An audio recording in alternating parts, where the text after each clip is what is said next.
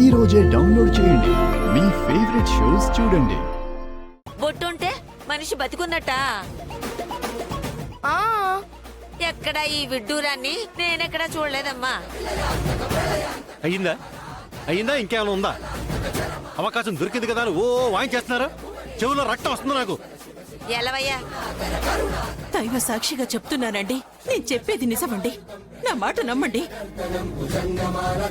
నిజమావయ్యా, వీళ్ళ మాటలు నమ్మొద్దు. మన ఇంట్లో ఏదో పెద్ద కుట్ర జరుగుతోంది. ఆపరా సీను.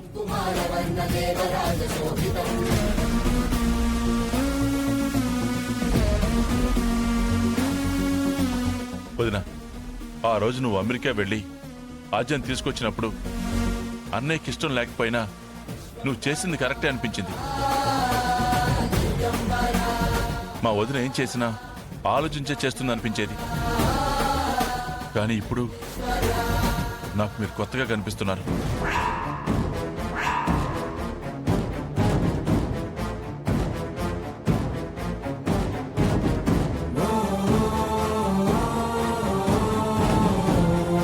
శివయ్య, ఇప్పుడు కూడా నేను మాట్లాడకపోతే న్యాయం జరగాల్సిన వాళ్ళకి అన్యాయం జరుగుతుంది.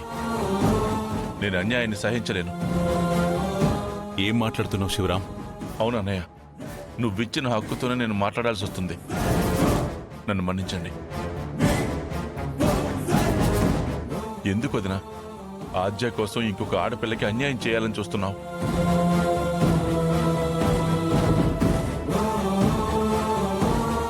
ఓ, మీ చెల్లెల కూతురనా?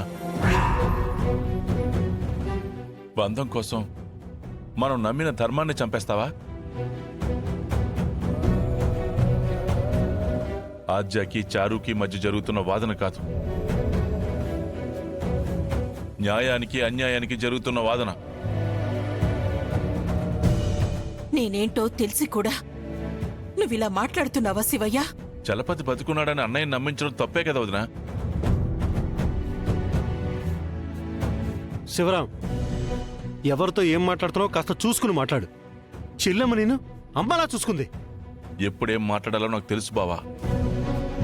నేను తాగేం మాట్లాడలేదు.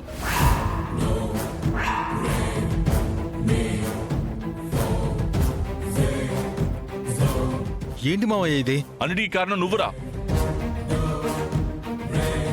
నీ ఒక్కడి వల్లే ఈ కుటుంబంలో ఈ సమస్య వచ్చి పడింది.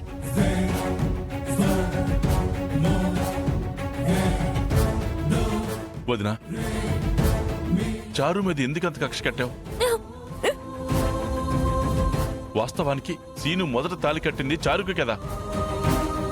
అప్పట్లో తెలుసో తెలియకో తను తప్పు చేసింది. కానీ ఇప్పుడు తప్పు తెలుసుకుంది కదా. ఎందుకు వదినా నువ్వు కూడా అబద్ధాలాడుతున్నావు? శివయ్య, జానకి జానకి